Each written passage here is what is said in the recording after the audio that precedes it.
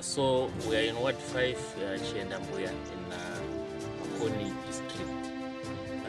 We are here to appreciate the Pfumvudza adoption and what these farmers are doing, really innovating around Pfumvudza and enhancing Pfumvudza, and what the extension officers here are really doing to ensure and to improve adoption of Pfumvudza as well. So in this ward, we have over 100 farmers who are practicing Pfumvudza, not just the lower level Pfumvudza, but Pfumvudza top notch. They have commercialized the Pfumvudza concept. Yes, they are still doing the potholing, they are still doing the mulching, they are still doing crop rotation, but they have now gone to higher levels where they now experiment and adopt other things. Water harvesting here is very, very practiced very at a very, very high level. So they use tide ridges, they use infiltration pits, they use various other methods of mulching. They are also really practicing intercropping on their small plots, but they have taken this concept to a higher level where the yields are now there for them, for everyone to see. So we are seeing for maize, for example, maize crops which are going towards 7 tons, 10 tons, and even beyond. And this is because the crops are really well fed and they are really practicing Pfumvudza at the top level. They are also practicing farmer field school. So we are seeing the old Pfumvudza farmers who have been practicing Pfumvudza since 2020 and before that. And we are seeing the later adopters, like where we are now, we have adopted Pfumvudza in the last 3 years, but already we are seeing that they've done very, very well. They started with one farmer field school. Now, because of the numbers, they are now getting these to be 3 in different villages, which is a testimony that the farmers are seeing and the farmers are practicing and the farmers are now adopting fully. So we are seeing that here, and this is why we said let's come here with a different focus, not just attending a field day, but really seeing what each individual farmer is doing. They are also working very well with their partners, the private sector. Seed houses are here, very strong, giving them the appropriate varieties, climate smart. This is natural region 2B, and they should be planting mainly the medium season to late season maize varieties, but we are seeing different seed houses giving them different and appropriate maize varieties. We are also seeing the same seed houses giving them sorghum and rapoko and sunflower and sugar beans in a bid to ensure that the farmers diversify. So the cooperation here and they working together with the private sector and development partners is key. Then it can infiltrate into the lower table. So this is fantastic. Maybe mama ndio mlango sana ngora chana ndio mende ndio ano tumirimu ndoda utenda hurumende president wedu wane zvido zvemurimi pamoyo pavo wakakwanisa kuti tagirwa dzimwe shamwari dzinoita kuti basa remurimi riendeke rireruke. Panapa ndakashandisa satellite office apa ndakashandisa yedu yatopa kwa president. Kapu dzandakashandisa apo ndaishandisa kapu number 8 padzingi. Ndakaisawo lime chero makomba sekudzidziswa kwangu nemurimisi wangu. Lime ndakaisa ndikaisawo manyowa aikodzera ipapa.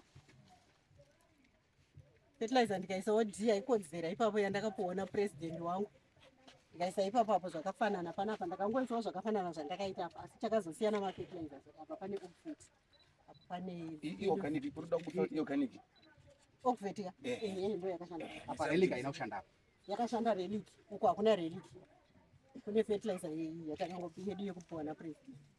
Saka simba randaisa apa ndichishanda apa ndo randaingoisa apa. Saka zviri kundiratidza kuti nekomarelic vanenge vanobatsiridza. Toita pfumvudza ine maushi, toita ine plastic maushi, toita ine mashanga neyakamaushwa nemashizha. Zvose izvi inzira dzekuti tione kuti panotipa pundutso negohwo rakanaka ndepapa. Saka inini ndiri kutyore ikoko takuzotora zvatakaburitsa nekukohwa, takakwanisa kuona kuti ndima yanga ine matide ridge ane maushi kwakatiburitsira gohwo rine maresults anofadza. Saka ini ndakazosarudza kuti ndiuye kuzozviitawo pano pamusha wangu ndichibatsirwa nemurimisi wangu samudzi. Ndakauya tikagadzirawo matide ridge yedu 90 cm kubva pane rimwe kuenda pane rimwe, 60 cm kubva pane rimwe gomba kuenda pane rimwe gomba. Ndakandaongororerwawo ivhu rangu zvakare neveAfrica University. Zvandiri panapa handa kutokwanisawo kuti ndinotora sei ivhu richienda kunoteswa nechikonzero chekuti handina zvirongwa zvamudhumeni zvinondidarika. Zvirongwa zvamudhumeni zvose ndinozvifarira. Ivhu rangu rakanoongororwa rikauya rine pH ye4.0 kuratidza kuti rakaitonzi harina kana chiri mariri. Ndakadzidziswa kuti ndiwane lime, ndakanditsvage dodomatic lime ndikaitsvaga. Ndapedza kuchera makomba ndakaaplya lime yangu sekudzidziswa kwandaingoitwa nemurimisi wangu. Ndikaisa manyowa sekudzidziswa kwandaingoitwa nemurimisi wangu. Ndikazoisa fertilizer yedu yatakapuhwa kwapurezidendi ndichishandisa kapu namba 8 padzinde roga roga. Ndapedza izvozvo ndakazorara ndakanyika mbeu murelic pea ndichimuka ndichidya ramangwana acho. After 5 days chibage chakamera. Saka pa10 days dzega dzega ndaipota ndichizospray relic pea kuitira kuti manutrients ari muvhu akavharirwa, relic pea inoita kuti akwanise kutoreka zviri nyore nechirimwa. Saka ndo mashandiro andaiita chingodaro.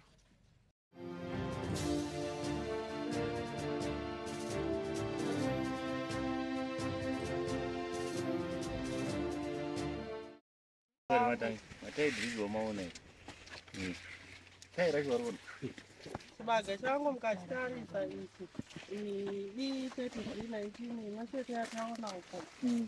Ipapo apa pane chireli chine manyowa chete apa nemanyowa nemashizha yaamuzvii. Hapana synthetic. Saka matangi indori ropa raganuka pana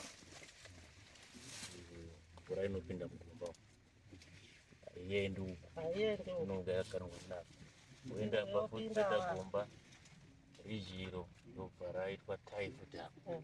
Saka chitide ndo matide ridge kuitira kuti mvura ikapinda haidi kuramba ngori apo, haibudi mumunda muno. This is very good water harvesting. Unotenda kwezvakachena zvakanyanya ndovakati dzidzisa izvozvo mvura. Mvura yakakosha inofanira kuchengetedzwa, musatendera kuti irasike murodhi. Ndosaka muri kuona tiri kuibata. This plot iri plot yese ndakaidivide into 2. Ndaidivide into 2 ndichibva ndati kwakuguma pane kahoko kamuri kuonako. This side ndakaisa organic nerelic pea set neorganic fertilizer. yatakapuwa nepractical action apo pamberi pacho apo kuna medium samudzu ndakazoisa relic P plus synthetic fertilizer. Saka ndiri kuona mutsauko mukuru chaizvo. Panapa pane chibage chakanaka sezvamuri kuona.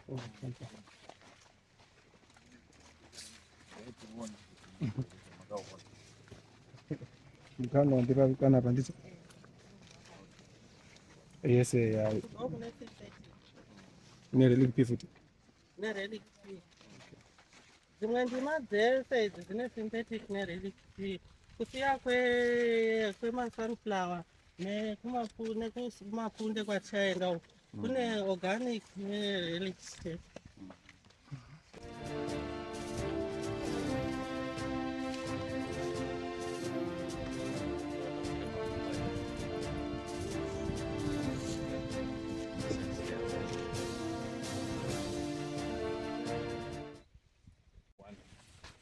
You can see the height, the small copse.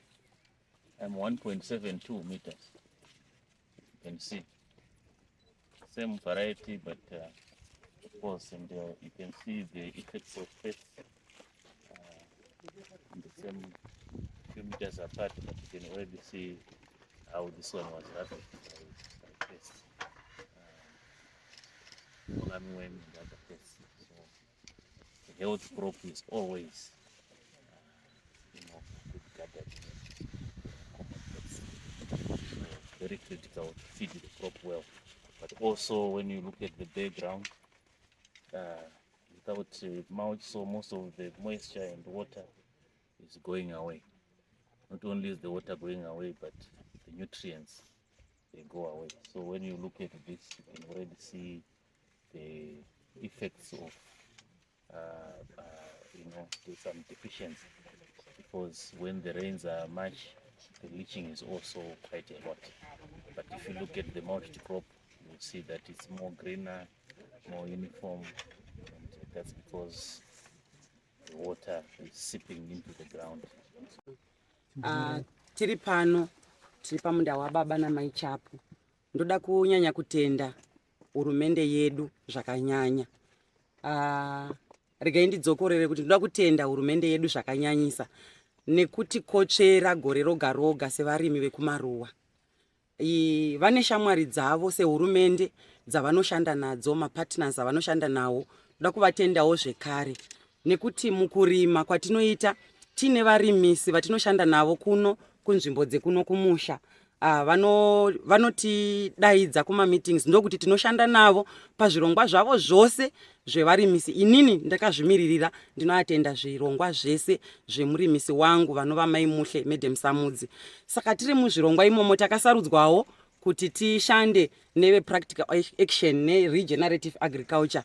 Ndine ndima yangu yandakapractizawo kushandisa zvinhu zvishoma semurimi wekumusha, ndichitarisawo nzira yekuisa mari yakawanda muhomwe mangu ndisingabudisi yakawanda. Ndine ndima yangu yandakarima gore rino, indima doko asi ine zvidzidzo kwandiri semurimi nekune vamwewo vachaona. Indima yandakashandisa manyowa angu emudanga remombe nerelic P inova iri yekugenesis, mapartners anoshanda nehurumende yedu. Relic P ndakatanga kutonyika mbeu yangu murelic P. Imwe ndima handina kunyika sechinhu chitsva kwatiri semafarmers. Ndakati inini regai ndizviite mukudzidza kuti ndima ine relic P ichaperforma sei, isina relic P ichaperforma sei. Pavakauya kuzotidzidzisa havana kutirambidza kushandisa zvatanga tagara tichishandisa. Saka ndakashandisa masynthetic fertilizers angu nemanyowa angu zvandagara nichishandisa kune imwe ndima, mbeu iri imwe chete, mvura yakanaya iri imwe chete. Ndichibva ndazviita pakutonyika chaipo ndakatove nemaresults. Ndichifuma mangwana mvura yakanaya musi wa6 November tichizodyara musi wa7 November makuseni. Ndakanyika mbeu yangu manhere musi wa6. Ndichimuka kuseni iri kurudyi kwangu ndakanyika nemvura chete, iri kuruboshwe kwangu ndakanyika nemvura ine relic P. Asi mangwana kuseni ndakutarisa ndakaona kuti mbeu dzangu dzatosiyana already. Kubva pakutonyika ndakaona ine tumiromo twakutobuda. Chibva ndauya kuzosima kwakutoona kuti maresults acho wabuda ndeipi yanga ine relic p yanga itoone tumuromo twakutoratidza kuti yakuda kutobuda tichiisa mumunda. Pakuzobuda kwayo yakasiyana kubuda, zvinova zviri zvinhu zvokuti pataidzidziswa nevarimisi panyaya dzekutarisa germination percentage, ndakaona germination percentage yakanyanya kukurira kusaidi ratakanyika mbeu yedu nerelic p. Zvinova zviri zvinhu zvakandifadzawo kuonawo maresults iwayo. Ndotendazve zvakanyanyisa hurumende yedu nekutipa zvikwanisiro nenguva. Tichiuya mumunda mvura yakanaya zvinhu zvedu taanazvo, tikashandisa nenguva, zvakasvika kwatiri nenguva. Izvozvo zvinotifadza nokuti patiri kuti hatina kurambidzwa kushandisa zvataishandisa. Kune masynthetic ndakashandisa nenguva, ndakashandisa manyowa angu, ndikashandisa compound D yangu, ndikashandisa mbeu nenguva, takazvipiwa nenguva. Sada kutenda hurumende yedu kuti inotikotsvera gore roga roga. Semadzimai ari kuno kumaruwa tinoda kutenda nokuti vanesu pamoyo, vanofamba nesu. Ndozonyanya kutendazve murimisi wangu Madam Samudzi nekufamba nesu parwendo rwekurima. Ndoti takatarisa panyaya yevision 2030 agriculture ndo gidi ratinorwa naro kuti tisvike pavision 2030. I am Mr. Ponai Matsenyengwa from Genesis Fertilizers Global Solutions. Genesis Fertilizers Global Solutions is a Russian company which is also registered in Zimbabwe. We started operations in Zimbabwe 3 years ago, doing various research programs in exhibiting and trying to see the efficiency and efficacy of our organic products. We do 100% organic products called Relict Organics with the different fertilizers, organic fertilizers, fertilizers for plants, Relict P, which is a fertilizer for plants. We have got animal nutrition products, Relict A for animal nutrition. We have got human substances, human supplements, which are energy supplements. All these products are 100% organic products. Genesis Fertilizers has got these products are mined from a mineral called linodite in Russia and Belarus. This mineral has got a high presence of humic and fulvic acids. What they are doing, they are just enabling the plants to absorb all available nutrients which are in the soil to the plants. They unlock locked nutrients from the soil so that the plants are able to absorb the nutrients. They also act as correcting the soil pH in the soils. These products we are witnessing the efficiency of these products in Zimbabwe. We have done demonstration plots. We are working with the Ministry of Agriculture. We are working we have partnered with Africa University. We have partnered with Practical Action in a program called Regenerative Agriculture, where Africa University is teaching farmers to take soil samples, to analyze their own soil samples at a farmer's level. We, OGFET, and we, Genesis Fertilizers Global Solutions, we are coming with organic products to regenerate the soil, and also to try to reduce the use of synthetic fertilizers, to try to reduce the toxicity levels that are caused to plants by synthetic fertilizers. So our product is a very safe product, environmental friendly product, which we are now also using here in Chiendambuya Ward 5. We are operating in a program called Regenerative Agriculture in Makoni District and in Mutasa District in Manicaland Province.